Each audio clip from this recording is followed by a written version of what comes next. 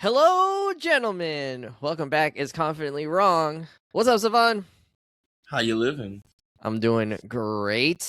It's the end of the school year as we're recording this. By the time this comes out, I'll be on summer break, baby. It's gonna Hell be so good. yeah. Hell yeah. No Brian today. He's a DNP rest on this one. Yeah, he's resting with the New York Knickerbockers, waiting for the next round. Yeah, they're on vacation. Hopefully you don't get right too now. rested. They're getting a little spring break in. All right, we're going to talk about Daredevil Born Again Season 2, mostly about the finale. We already had a pretty long conversation a few weeks ago on the beginning of the season. I think we talked about the first 3 to 4 episodes, something like that. And now, first 4 episodes. And now we're getting into the second half of the season and then how it wrapped up. Overall, I think I really enjoyed kind of how the season went. I thought that it was a much tighter bit of storytelling, especially compared to the first season. And we got to see Daredevil have to grow and change. We got to see Kingpin, change in a lot of ways and go through some things. He really got he didn't get nerfed, but he really had his apple cart got upset. He sure as hell didn't get nerfed.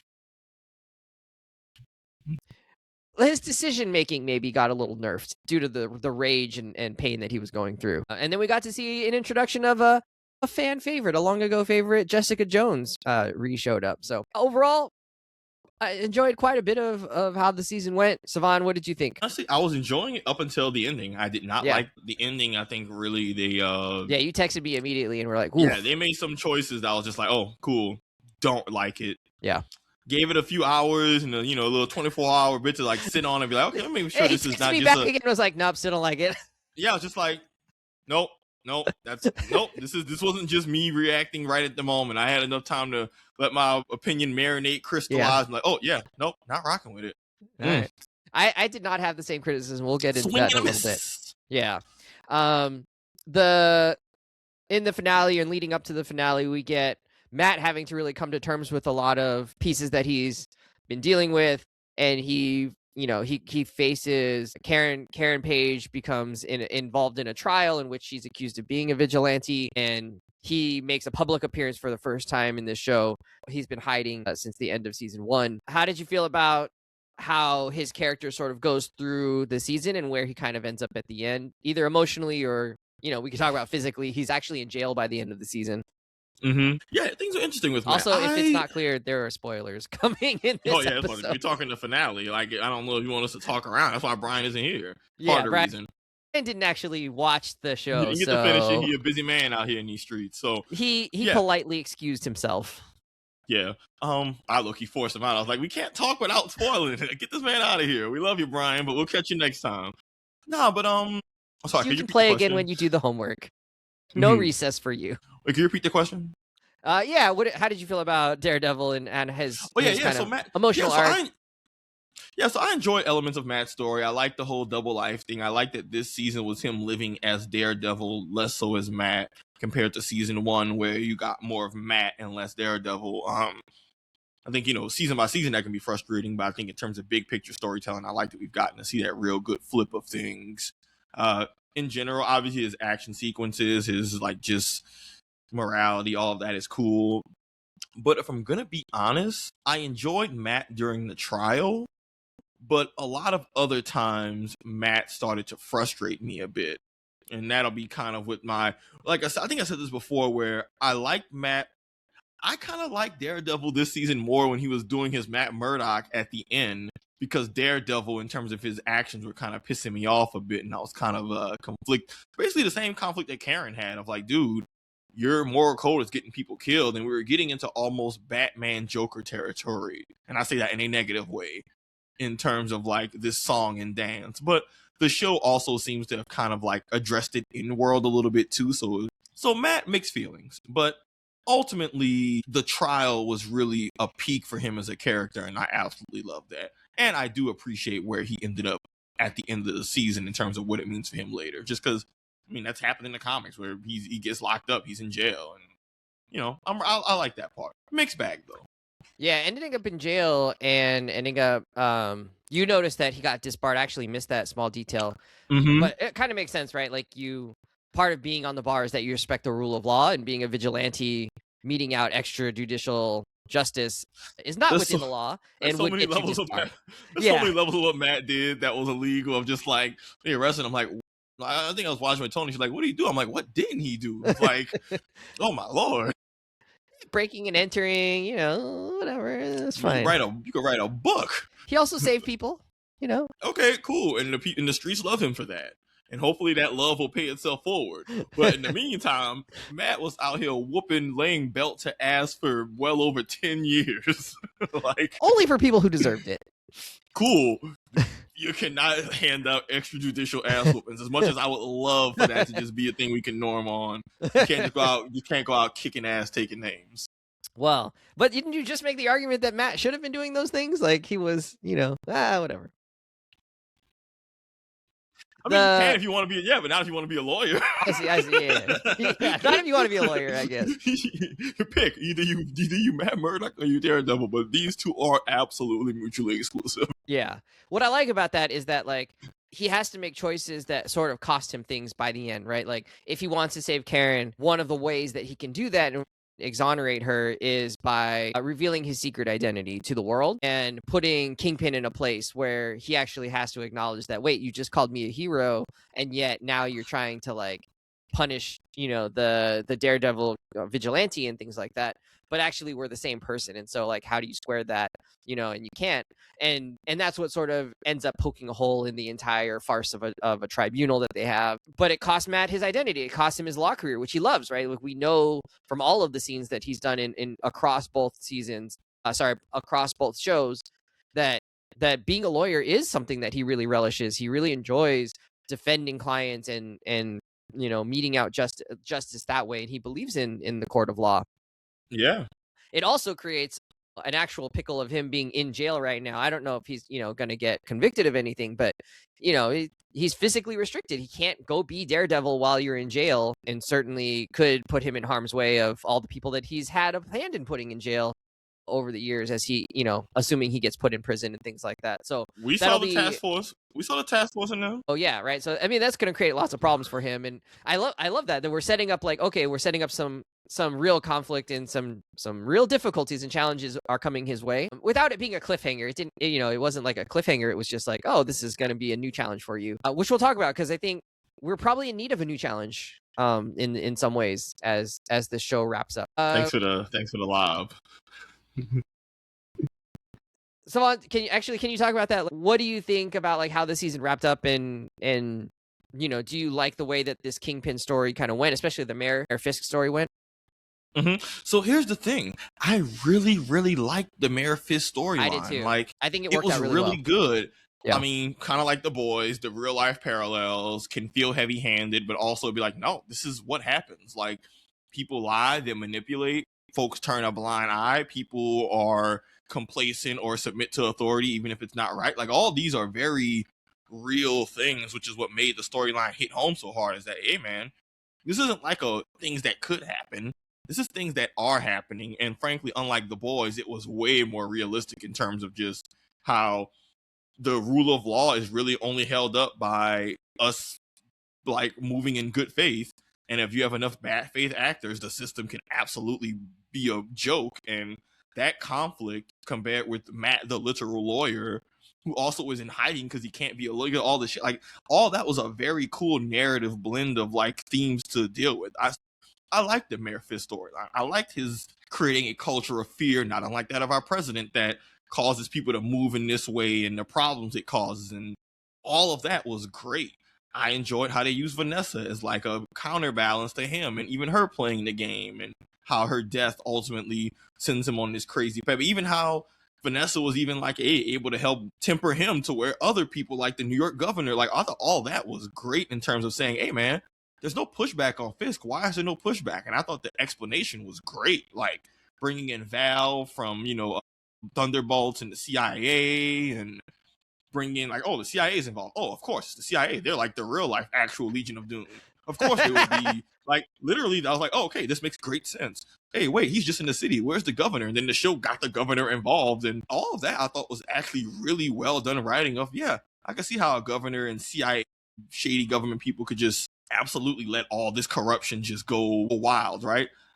I love the trial. One of my favorite moments in the series was Daredevil just saying, "Hey man, we'll go full nuclear option," and him and Fisk just being like, "All right, we gonna do it. Yeah, we gonna effing do it." Like, loved all of that. Even the pre-trial where they try to get Fisk, McDuffie gets Fisk on camera to get, all this, to have a public trial to win public opinion, and I thought all of that was masterfully done. But and up until Daredevil just saying, "I'm Matt Murdock, I'm Daredevil," and he even took the thing through it, bounced it around, flexed and say, "No, this is me. I do this." All that I didn't understand why that was enough to convince people that he was Daredevil, but because it was a cool thing. Because they know Daredevil could fight and do all this crazy shit, and if you see a blind guy say he's Daredevil and then do the crazy shit, that even the cop was like, a blind guy. He was more impressed that he was blind. He was like, Daredevil having hands is one thing. This being a blind dude is like, wait, what? And he was an asshole the entire series. Even he was just like, I thought that was peak Daredevil storytelling, and I think they fumbled it after that because they were afraid to pull the trigger of like, yo, you either gotta lock Fisk up or like actually for real lock him up, or have him lose everything, or have a better public on camera meltdown. But when it then turned into like a standoff, and then him locking down the building, and then the protesters storming the building, and even that maybe would have been okay. But once we got to, we've talked, I texted Wes at length disagree. about Yeah, this we disagree on this part. We disagree. Yeah. For me, it fell apart once Fisk starts just like hallway fighting protesters and murdering people right in front of us. And I'm like, the entire point was that we were supposed to take him down with the legal system. It kind of undermines all the stuff that was happening with the trial. And then for all that to culminate with him like killing a bunch of people in broad daylight, then getting a deal and getting sent off somewhere, to me, like, I just felt like it undercut what I thought they were building up to with the Fisk storyline.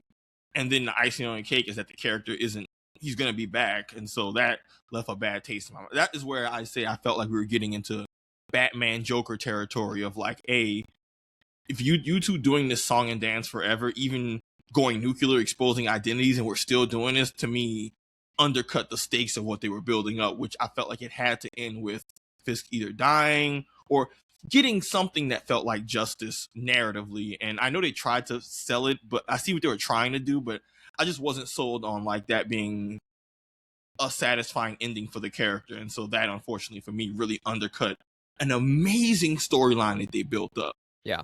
But you're like, he got to vacation in Cancun? Like, and I get it. He's alone. He's on the beach. He doesn't have Vanessa. All he cares about is New York. His entire identity is tied to being a New Yorker. I want to be clear.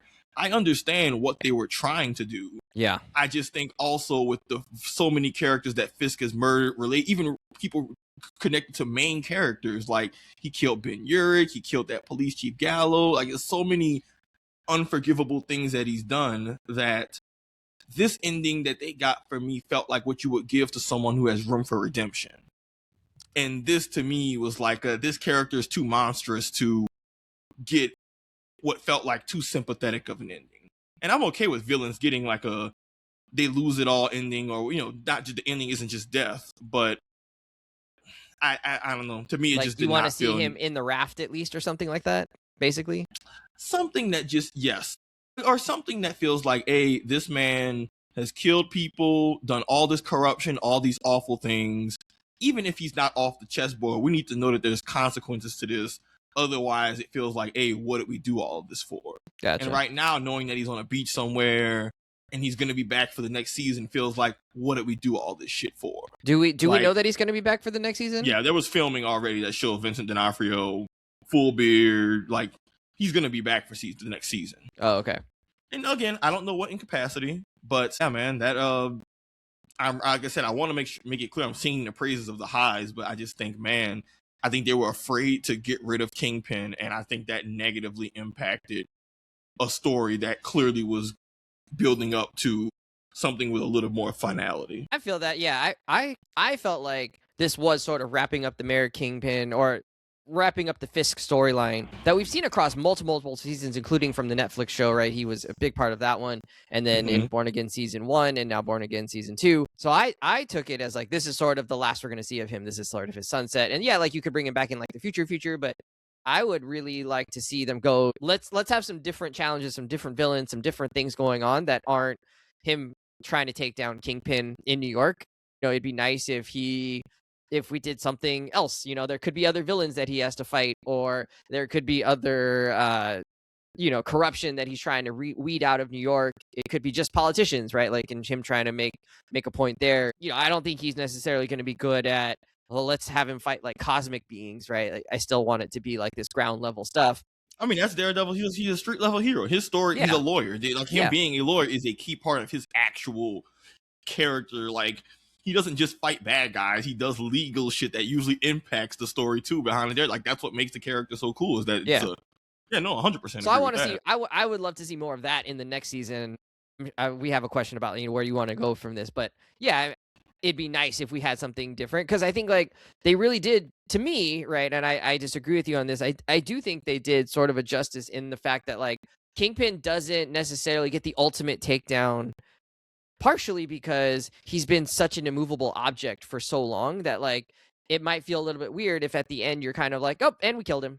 Right, like he's been built up to be such a force and such an like physically a force, but also just like in terms of like strategy and tactical planning and things like that. That I think it would have felt to me a little bit like, wait, we just killed him at the end. Like we could have done that 4 seasons ago.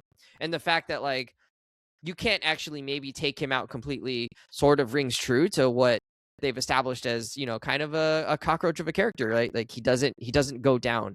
But is he badly wounded? To me, yeah, he's missing his wife, the one true love of his life that kept him somewhat sort of, in touch with reality, sort of, right? Like 5% maybe. That's a huge blow to him. Bad as him. Yeah, oh, absolutely, right, but in a different way, right? Yeah, in a different way. But he's without her, and we know how important she was to him. They make that like we've seen that how important Kingpin he was. Right? Took major L. Like I said, he lost New York, he lost Vanessa, he lost the off. Like no, they took some. I think it just particularly upset me because once I learned, he's going to be back for the next season, I was like, gotcha, so he's not just going to be on this island. And maybe if he's just exiled on the island all forever, maybe I'm like, okay, that's frustrating, but he at least he's taking the L's and he's, it's paradise. It's not actually paradise. It's prison. And maybe if you just use that as a way to write them out the story, I could even accept that. But just knowing that he's going to be back is just like, I really hope it's not in a major role. And I really hope at least we clear the room for just a new villain. All right. Same page. I hope we go somewhere else. Yeah. I just don't want them to overdo a good thing, Yeah. For sure. There's lots of dope. Like, imagine, like, you watch Breaking Bad? No. Don't spoil it. Well, I'm not gonna watch it. Point is, there's lots of iconic villains, and the iconic nature can be lost when you just refuse to get rid of them. Yeah. Palpatine was a great villain, and then Star Wars said, "Okay, well, Palpatine's evil. We're gonna bring him back," and it's like, sure, but he had a beginning, middle, and end, and that worked. And yes, he's one of my favorite villains ever, but you don't bring him back because now you're just undercutting all the other whatever. And it starts to turn into, we'll get you next. I just don't want us to get into Saturday morning cartoon range. And I felt like with Kingpin, we're getting into Homelander, the boys territory of, oh my God, every season, somehow you have plot armor that's just out the wazoo. And again, we talk about this pre-show. He was the villain in Daredevil. He was the villain in Hawkeye. He was the villain in Echo. He's gotten locked up, shot in the face, had all this shit happen. Shot in the eye. In prison, had an FBI detail that he still managed to corrupt. Like, I feel like we've squeezed this for all the juice that it's got. And it's okay to just say, hey man, we gotta sunset this character. But I also recognize that they want to have him in the MCU. He's gonna have an impact on the Spider-Man series because he was mayor and his After Effects. Like, I get it, but let me talk about this. I just wish that, I guess my ideal ending and what I thought they were building up to is that the mob kills Kingpin. Daredevil tries to stop it and doesn't want it to happen because he doesn't believe in killing, which is valid because he's like a devout Catholic. That's a whole driving force of his entire morality. Kingpin gets killed by people wearing Matt's visuals and iconography, and it's a real like mind F of like, oh man, I don't believe in killing, but these people who were inspired by me have killed in my name. And like, you can still have all the prison shit and all that, but Matt has to deal with the emotional fallout of people inspired by you did the one thing you would never do.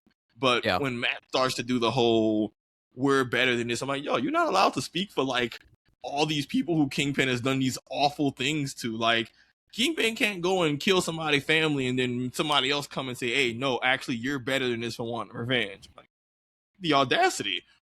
Especially when he should have died so many times because other characters, because Matt's his living bulletproof vest, but.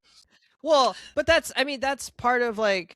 No, that part is a part of like that makes sense in the sense that like Matt went through the whole thing where he tried to kill Bullseye, right, in revenge for killing Foggy. Oh, that was dope, right? His whole reflection on that was sick. I loved it. Yeah, that was like, so now he's like, no, don't make the same mistake that I made, right? Like, don't go down this path that's not where we want to be as a city.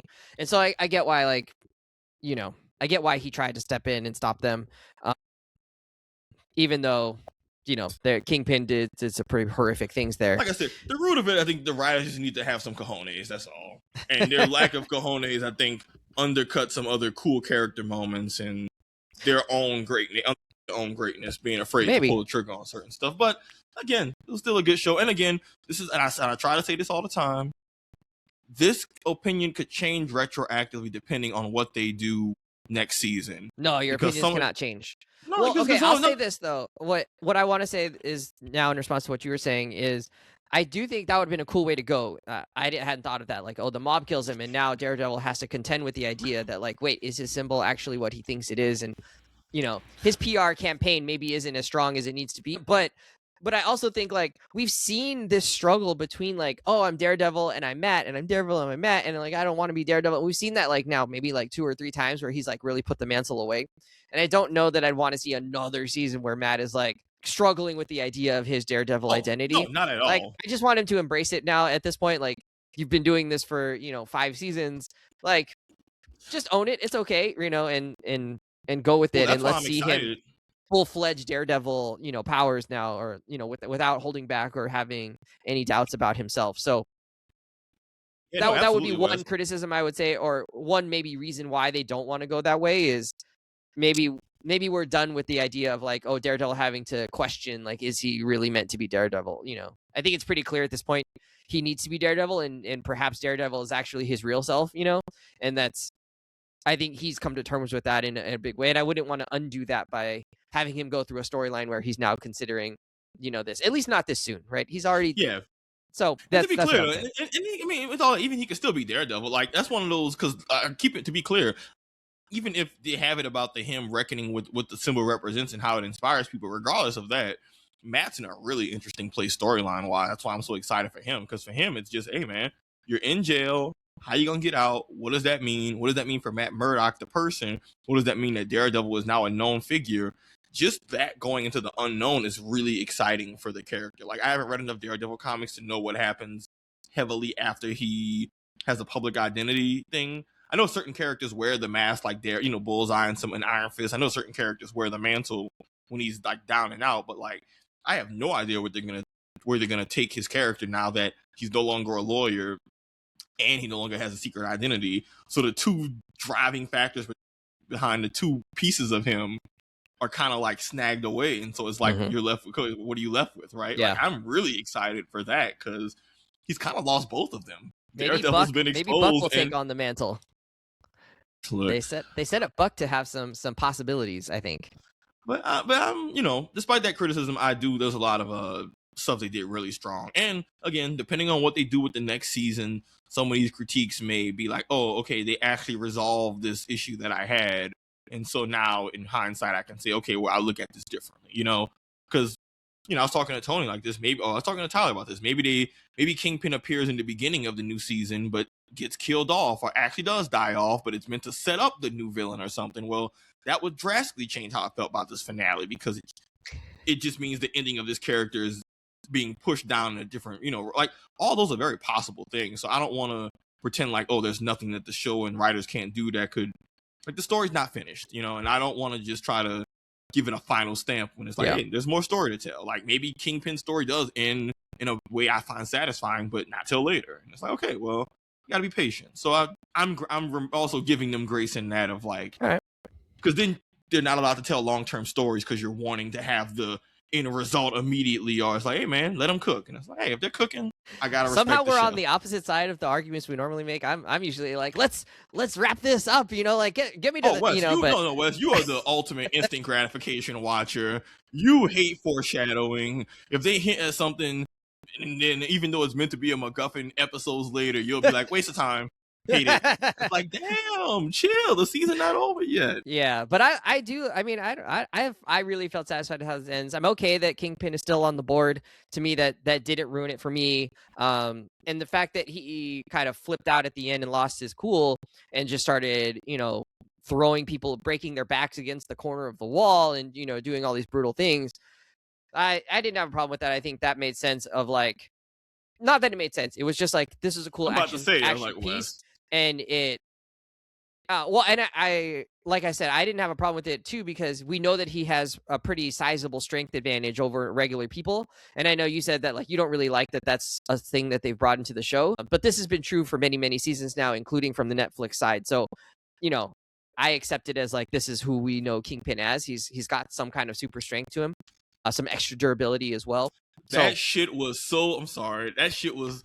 Look, I will budge on the ending part and, how they ended Kingpin's character. Yeah, maybe I thought he should have died, but I'll absolutely concede, he took some L's. Yeah. He took a major L, just not the type of L. He took a personal L, not a life L. But, whatever. I will give you that and say, okay, that's a matter of like just, okay, I'll give you that. Okay. I'm sorry. This 60-something-year-old man just charging through the hallways, turning into a effing prime Kratos, fighting through this hallway. I was like, this is the stupidest shit I ever seen. Really? I'm sorry. Oh, you hated that much? I was watching it and actively was just like, what?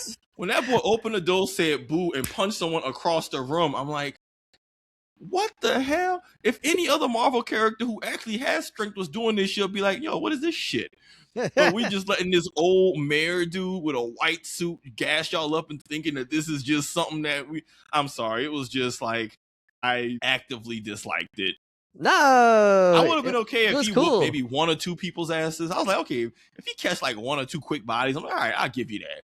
But when he's just the door, when they had the part at the stairwell and the doorway opens up with two bodies flying through like jazz getting thrown out the house on the Fresh Prince, I could have rolled my eyes out of my head. I'm sorry. Just the whole Fisk just having having some kind of super soldier formula shit. I'm just like, I just was not. Like, Captain America had the super soldier serum. He was fighting for his life in the elevator against a bunch of dudes. So you're saying Kingpin's out here just... Nah, I'm sorry. That was awful. And I can't sit here. I really tried, Wes. I really tried to not, but that shit was ass. I was fine. And if I don't say it now, no one will hear it. Heather's storyline should have been replaced with more McDuffie. Which was McDuffie, the CIA guy? No, McDuffie was Matt's law partner at their at the law firm. Oh, Kristen. Kristen. Okay. Yeah, gotcha. Kristen. I think her character got the short end of the stick. She was Matt's law partner and was very much like should have been in the loop in the way that Cherry and the other characters are. I think she got sidelined, and that was unfortunate because she should be one of Matt's like they're literally law homies. Like she should be inner circle level. And I didn't like that she kind of got the early season Foggy treatment of just getting to run around, never knowing what's up, having to constantly help and bail Matt out without getting any information. Yeah. And once she finally does find out about it, we don't even really get to see any fallout or reaction from it, which I just thought was very frustrating because... Oh, good call. I agree. She's a like, honestly, it was dope for us to have this dope black woman lawyer character who's working with Matt and has principles and is really fighting the fight against all this shit. And she has her own badass lawyer moments, right? Like in the series, she helped identify where the people were being held when they were being detained against their will. Matt used that information to find them. Like, she has moments, and I felt like, yo, this character's dope. Why are we focusing on Matt's crazy ex who's just like staring into mirrors crying and stealing earrings and having Buck choke her? And I'm like, dude, I don't mind them going the PTSD route with her character and what they're building up, but they gave it way, way too much screen time. And I found myself saying, I'd rather be finding out what's going on with McDuffie and her stuff than watching Matt's ex just kind of it just felt disconnected from the rest of the story. And even by the end, it was like, what's the payoff? So like, yeah, okay, there wasn't really a payoff, was there? Except like, that she turns, yeah, and it's like, here's the thing, I don't even mind that, but they gave that way too much screen time for that to be the payoff. It's like, hey, you could have cut all those scenes short, but you got scenes of her in the room stealing Vanessa's earring, but then Fisk calls it out, but then nothing comes of that. And I'm like, dude, there's more interesting characters that we can be giving some screen time to. And I found that also to be a point of. Yeah, I didn't let it, I don't think I let it bother me that much, but yeah, I did find myself being like, why are we doing, like, you know, we're just spending so much time here, and it also felt just like, how could you make such a huge flip from like where you were season 1, right? Like, it's just she was a kind of a reasonable human being, and I know like she went through this thing where she was a hostage or whatever, but like, she's just like falsifying her reports. She's just throwing away her whole career basically to like do this thing, and I don't know. I mean, yeah, to me it was just like, wow, you just made her from like she felt like a more reasonable, real human like person, and then you turned her into just like this caricature of a, of a I don't know, of a patsy, basically, just just to do somebody else's bidding for no reason. She lost all her like critical thinking skills. I don't know, I just felt like that to me was just like, I didn't believe any of that. I didn't want to see any of that on screen. It didn't end up mattering a ton. I mean, like, yeah, it makes it so like Swordmaster has to sort of overcome her evaluation and doesn't really, and Karen Page also ends up with the same thing. It just got more screen time than it needed. Like, even if they were making I think they could have just gone somewhere else with that if they wanted to give it that much screen time, and they just didn't. Yeah, I mean, I don't even have a problem with her being traumatized and that fucking up her professional and outlook. Like, her motives actually made sense of, a vigilante sort of, but yeah, do this. So like, her come out in like any reasonable kind of believable way. Like it's like her anti-vigilante views make sense. It was just one of those, cool, I get your motivations, but they aren't interesting enough to be taking up notable screen time in this story where there's other characters with motivations that I care more about. Like, if we could have cut a bunch of her scenes and then have McDuffie absolutely rip into Matt for lying to him all these years about the Daredevil shit and all that. It's like, yo, but by the time Daredevil reveals his identity, we barely get to see the fallout from other characters who should have a strong reaction to it, and then we start to speed run to the ending, and then we talked about all of that. But like, she's not even trying to like justify her point of view, right? So like, even if you have this idea that like, well, vigilantes are antisocial or something like that, she's not even like tricking herself, right? Or like, I mean, deluding herself into doing these things.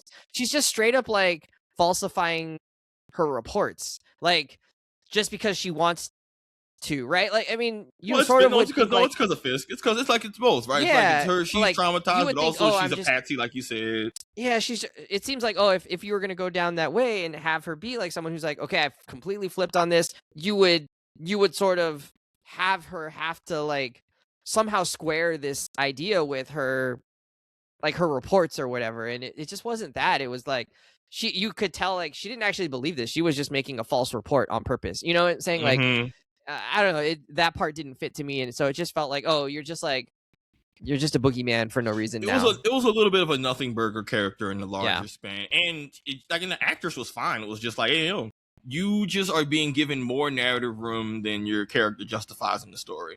Yeah. But I've been focusing on some of the frustrations. Yeah, I've been focused on the frustrations. I do want to highlight this though. Man, I loved Bullseye this season, and I didn't expect to. I didn't expect to.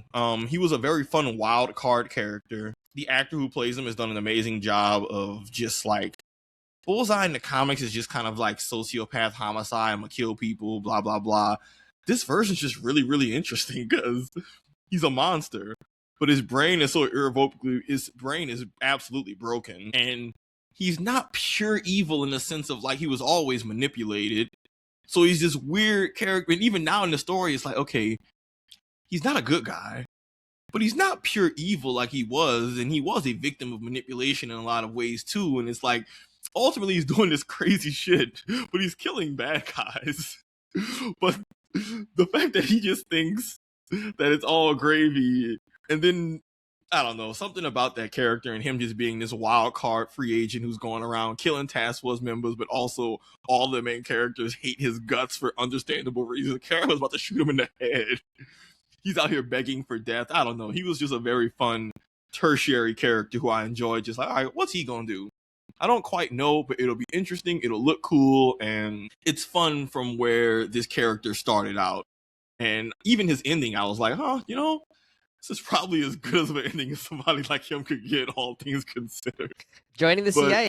Joining the CIA is like, okay, he's always going to just be an unhinged killer. At least he has a leash, and I don't know if it should be the CIA.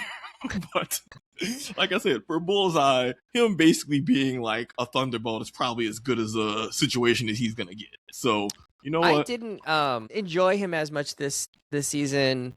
You know, I like some of the action scenes where he was just kind of ridiculously good at like throwing knives at people and stuff like that. But in some ways that sort of got old after we saw it for the third or fourth time. Well, I like the whole moral thing, the whole balance, his whole scales thing is what I was kind of rocking with. Like, no, but it's still motivating you to do things that are helping in the aggregate. I don't quite know what to make of this. I think he was just a character.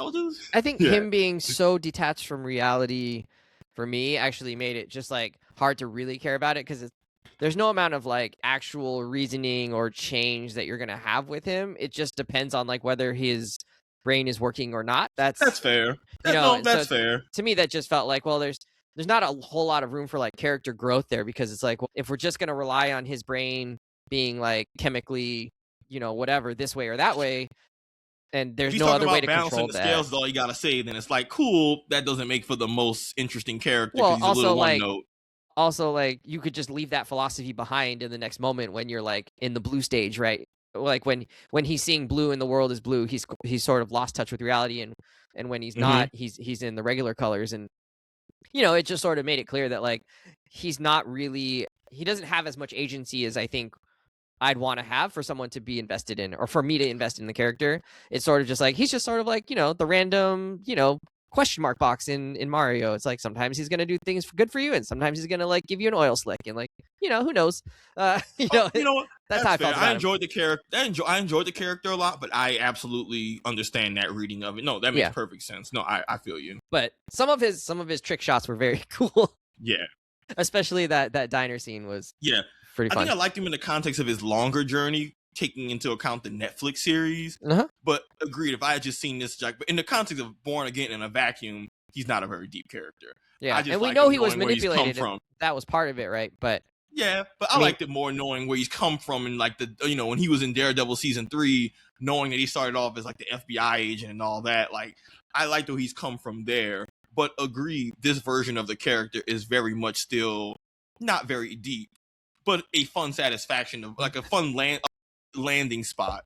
But not a very deep character, and definitely you're absolutely right. Like, he doesn't bring a lot to the table in terms of even when characters are talking to him, he's just rambling about, I'm gonna do good things or I'm gonna die, I don't care. And it's like, yeah, you're right. That's yeah, you're just here to shake things up a little bit. I was like, all right, bro. But I mean, like, he did something good. He saved the governor right at the end to help balance his scales that he was talking about. So he has some amount of but in terms of actual conversational depth, you're 100% right. Like, you're right. He can't just really talk to him that you can't. No. To your point, you couldn't lock him in a room and have an actual conversation and deeply understand him. He's just gonna ramble about either not afraid to die and trying to balance the scales by doing what he thinks is right. No. Yeah. And he was okay with dying. He was like, just kill me. He was like, he told Nothing Karen to do it. He was headbutting that barrel. I was like, damn. He's trying to get put out of his misery. All right, well, let's start wrapping up here. Overall, I think, how did you feel about it? Would you grade this a B, an A? How are you going with this? I'll give it a B+. Nice. It was good. It did a bunch of things well. Even when we talked the first half, we had nothing but high marks about the fight scenes and the filming. And even in the second half, the cinematography, you talked about fight Bullseye and the use of colors, like the show's use of colors with Kingpin with white, Daredevil with red, Bullseye with blue. All of that was really good. The court scene. We'd be remiss if we didn't talk about cameos. Like, I actually really enjoyed Jessica Jones's cameo. Oh, I forgot to talk about popping up. She was really fun. Like, I think she popped in, did her thing. It was nice for the real nerds to see, she got a little biracial baby. Luke is in the mix. And then us ultimately getting Luke. Those were fun moments. Again, like we said in that Punisher episode, we talked about doing a good job of establishing these characters firmly in the MCU, so that regardless of what they do later, it's not weird if they pop up. We Yeah. may not get more Jessica Jones or Luke Cage, although I think we will. But if they pop up, you won't be asking questions of, oh, wait, how are they Why weren't they existing in there? this world? Yeah. Yeah, it's like, no, they're here and they have their motives and reasons. Jessica's taking care of their child. Luke was off doing government blackmail shit. Like, but I enjoyed Jessica Jones. She's always, honestly, she's always a fun character. I love that she just always doesn't give a damn, always just ornery and got some shit to say. Yeah. She can find a bottle of whiskey anywhere and crack it open. Like, Jessica I like that she gives back. Murdoch some shit. Like, it was kind of a nice moments of levity there that we don't really get much in this series. Yeah, especially not humor, like actual, like Karen is giving mad shit, but like it's not funny. Oh yeah, exactly. That's what I'm saying. Yeah, she's actually digging into him. Yeah, Jessica was definitely a nice injection of genuine humor. Right. A lot of other things happen. I mean, I liked the character Buck. Well, what do you think of Buck? I liked him. I was just one more thing I want to say about Jessica Jones. I like that they kind of left a little breadcrumb of her powers aren't working as much as they used to. Mm-hmm. A little, Me too. a little Adam Eve situation maybe happening there or something, So well, she said the kid straight up messed with her powers, right? Oh, she did say that. Okay, so I missed that part. She straight up said giving birth did something where her powers are kind of like on the fritz. Sometimes they work, sometimes they don't. Yeah. I mean, they worked most of the time. We saw her punch through a whole lot of stuff, but yeah, but there was also a part in that mid-fight where her power stopped working and she needed to get help. And during the final scene, it was kind of like, no, sorry, I can't just go whoop Kingpin ass. Sorry, I'm on the fritz. What do we do now? I got a short. But yeah, so I like that it was like, oh, there's something going on there, and like you could explore that deeper in other things. Mm-hmm. I don't think they made a meal of it where it was like Chekhov's gun, where it's like, why didn't we come back to this? It was just sort of like, oh, like, like, hey, something's going on here about a character that we think of as, fairly overpowered. In the context of this story, because this is someone with actual superpowers, not like she actually she fucks up the power scaling heavily, and they had to Absolutely, bro, and they did a really good job. But I think you could explore that right in the future if you wanted or not. I mean, it.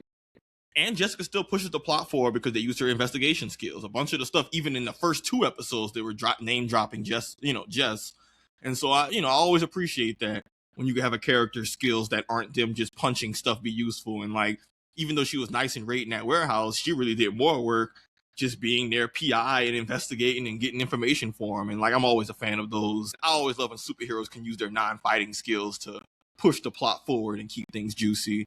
Sorry, there's a lot of characters. Yeah, you were talking about Buck. I don't know how I feel about Buck. I think they tried to give him some kind of backstory, which is fine. I don't know that they gave us enough backstory for us to understand yet. I mean, maybe there's more to come about why he's so loyal to Kingpin. I mean, I know he kind of helps him. He kind of sees like the value in him, but there's sort of something there that we're missing, I think, that doesn't really explain like why he's willing to do all these things for Kingpin. And yeah, like wandering hitman who you hired feels a little bit like.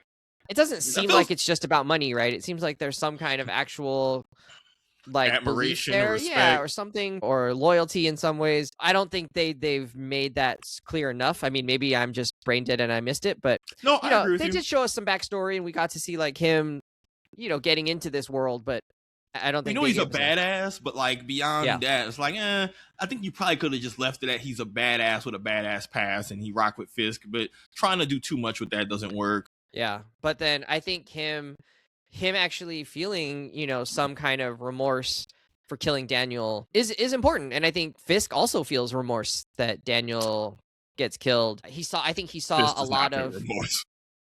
I think there was. I think that sort of your boy Buck absolutely felt awful. Yeah. Buck was absolutely devastated. Fisk don't give a fuck about nobody but himself and Vanessa. I think mostly that's true, but I think he also sort of convinces himself that like Daniel was sort of not himself, but sort of his like, surrogate son in some ways. And he wanted him to be cut from the same cloth. I think that's what he was hoping for, right? Yeah, take him under his wing. Yeah, and the fact that like he doesn't make it through the loyalty tests or whatever, I think is a disappointment for him. I think he thought maybe Daniel could be that guy.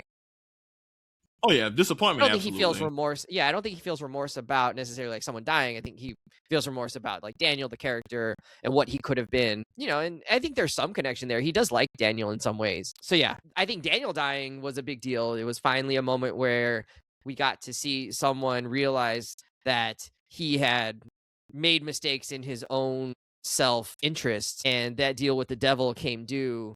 And by the time it was over, he realized that there were more important things, and that saving BB was important to him, and that, Yeah, I do think they mostly earned that. I mean, I think that friendship between the two of them was a little bit fraught and a little bit, not it was believable. a weird relationship. Yeah, you know what? Me and Tony talked about this. It was a weird relationship, but ultimately, like, people have like complicated friendships, and it was like when it's all said and done, she was sad. They did still hang out outside of work despite their complicated situations, and like it was a complicated relationship, but like I think the two ultimately genuinely cared for each other, which is why it's so sad that like you're rooting for Daniel to make a good decision the entire season and a half, because hey man, if you stay in, it's not going to end well for you. And it's sad to see the whole he does the right thing, but it's too late. Yeah, but that was a side story. It wasn't necessarily my favorite, but I enjoyed it. And your boy Gandolfini, I think he's Jan Gandolfini's son.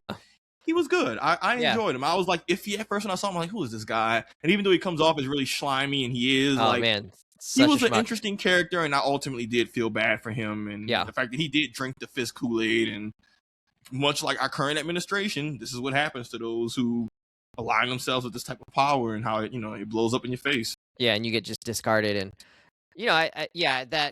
that whole scene where they're in that abandoned apartment or whatever they're in, that was tough. And I think it was tough too because Buck didn't want to. Buck liked him. Like, I was like, oh, Buck genuinely was rocking with old boy.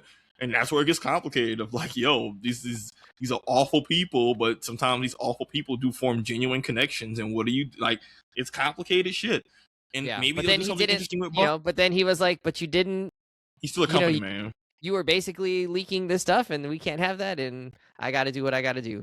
I mean, Buck been said from before when we knew about. He's like, he shot children before. He was like, yo, the insurgents were teenagers. Like, what you did? I killed them. Like, so we already knew what kind of time he was on, reluctantly or not. And so it makes it sad. But I'm curious to see how they'll build off the stuff with Buck. He's not the most interesting character, but not yet. Yeah. Maybe there's more to do. Again, there's always room for them to build up with these characters. But yeah, man, I enjoyed a lot of the side stories. I enjoyed that one cop. I forget his name, but he was a black cop who had the side of his face burned. And I really liked that they hinted at him starting to turn against leadership. And I liked that it had a payoff. No, they did. Remember the scene when they shot the cop who was like leaking info? And the dude was like, hey, yo, what was that? But then I was like, ooh, that seed is going to result in him ultimately like breaking rank. And so I'm curious what they do with that character, because there's a lot of little seeds that's like, okay, what are y'all going to do with this later? Because certain characters, you do little things with it. You build up certain actions in previous seasons that might pay off later. Yeah, I think he'll join Daredevil's team at some point, or at the very least, he's going to be anti-task force. Yeah, I didn't like that. I just felt like he knew what this task force was about. He knew they were like a bunch of dicks and like doing things to people that were not right. I never said he was a good person. You know what I mean? And so like for him, but he begged to be on this team again. He was like, yeah, I'm ready to come back. I want to be on the task force 100%. And he made the guy pull strings for him to get back on the team. Like, dude, you're in. You knew what this was about beforehand. You can't say like, oh, I didn't know like we were going to be like rounding up innocent people. It's like that's what their whole thing was. I don't think that was the issue. But I think it's one of the interesting points, because this happened in real tyranny. And his issue was finally like, oh, well, you killed our own teammate. Like now I'm seeing the hole in this thing. It's like, I mean, this has been a problematic thing from the beginning.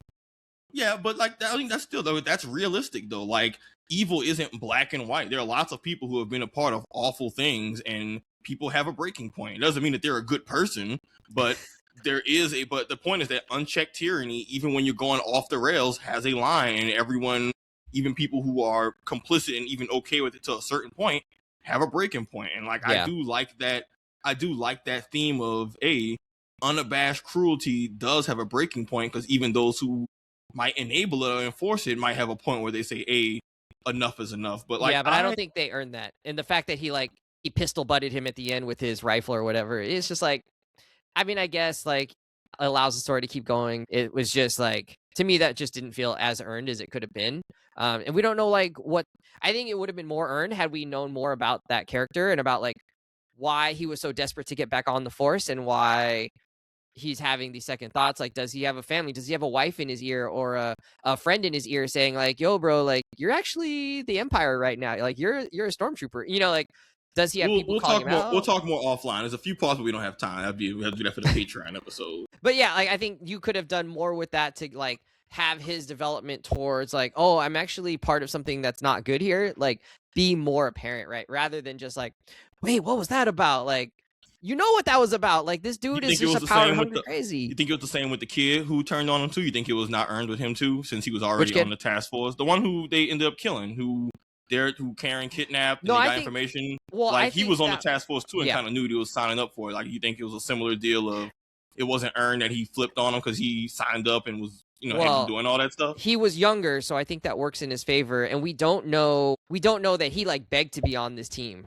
right? Like maybe he just got assigned to it. Maybe he thought it was going to be something different and he was misled, right? Like, or whatever. He clearly explains though, like, no, we're doing this and we're doing this and this is bad. Like, this is what's happening. Here's what Powell's doing. Like, he can see from the inside this is not good and he blows the whistle, right? Like, the other guy doesn't. There's no point at which he's like, hey, this is like not what we're doing here. Like, you know, to me that didn't seem like he had earned that moment of like, now we're letting open the gates for the mob. Like, that's not your job as police for even if you felt like that dude was being wrong, I don't think you'd be like, step aside, you know, for the mob. That to me was just like a wholly different type of disobeying of like what you're supposed to be doing, right? Like, you're not protecting and serving by opening up to the mob, right? Like that doesn't seem like that's what a police officer would do, even if you're a quote unquote good police officer. So I don't know. Yeah, I don't think that's like the biggest unforgivable sin. It just struck me as wrong when he like was like, open up the doors. Like, what? Like, what police officer is being like, open up the doors when there's a big mob coming through? Like, that didn't feel like that would be a thing. Anyways, I would say I'm also at a B+, but I did like how the ending went, rather than you feeling like they didn't quite land the plane there. I like that we got sort of a nice conclusion to Fisk. I hope that they don't bring him back in a big way. That would I think would be a mistake and retroactively make me actually not like the season as much, because I would feel like this sort of was a little bit pointless in terms of, you know, why I do it. But that's also how comic goes, you know, like I don't know that we can really be too upset about that. You know, it is what it is. All right, friends. Well, next, I think we're going to talk about Mandalorian and Grogu. I'm excited for that. So you said you thought it was going to be bad. Well, I know I said it might be bad. But why? Why do you think it might be bad? I haven't heard a whole lot of good things about it yet. I haven't heard bad things. Saying, is it not out though? What, people like the people saw it or something? Yeah, I think it's had its premiere already. Usually, I feel like if something is good, there's a lot of like buzz on it, like social media really quickly about like, yo, I saw this. Like, you guys are gonna like enjoy this, and they're not trying to spoil it. Just, you know, there's some hype around it. So you wanted more hype from the pre-watch stuff? I haven't been super online, so I don't want to like put it out there that like I haven't seen it or that no one is saying that it's good. My thought is just like, it doesn't seem like it's got the pre-movie hype that sometimes movies will have when we know they're going to be good. And I haven't watched all of the trailers, but the parts of the trailers that I have seen have just been like, okay, I guess it's just like kind of a little adventure story, but we'll see how it goes. I'm keeping an open mind for sure. I want it to be good. I enjoy The Mandalorian. I enjoy Grogu. So you're excited, but it might be bad. It might be bad. Because I don't there's not enough pre-internet hype. And I don't necessarily trust Star Wars all the time to deliver what they're trying to deliver. So you're excited, but it might be bad because it's Star Wars, but there's not enough internet hype to make you excited for it more. You got it. Nailed it, Savon. Wesley Nakamura, ladies and gentlemen. Love you to death, bro. No, but I am excited. I want to see it, and I hope it's good. And I think people should see it. We could talk about it, and hopefully we'll like it. Hopefully it's going to be one of those things that we really enjoy. But it might be bad. It might be bad. This is possible. Like, for example, I would say based off of like trailers, you know, I think Supergirl is, and in history, I think Supergirl is probably going to be good in about a month and a half. And I have less doubts about that one being good, just because James Gunn has a history of making movies I like, and because they had a pretty interesting trailer where I was like, oh, I want to learn more about like what's happening here and why is that situation happening. It was a trailer, or was it like, has there been pre-screening stuff with Supergirl? No, that's still a ways away. I think that's not till like July or something, June. We'll see. Do you have any thoughts on Mandalorian? Are you excited for it? Or are you like, it's just another Star Wars thing? No, I'm excited. No, I'm excited. I want to see. I mean, I like Mandalorian. I want to see it, but You know me, Yeah. I'm not. I was just confused when you said it might be bad. I was like, I don't know where's that. Like, did someone say something? Did somebody say something? Like, was there like a This is production based on thing, my or was there like skepticism. bad interviews? Is No, this you just saying it might be bad because we're engagement baiting? I was just like, wait, what happened? Did something? I don't know, something happened. You know, some I'm movies trying you to hear about temper- shit that happened beforehand. No, it's like, yeah. oh, you know that there was production or they had to do reshoots, so blah blah blah. And it's like, oh, it might be bad. I was like, oh wait, what happened? Because I know I'm I have going to see the nothing. movie, so I I'm have not nothing really that following tangible.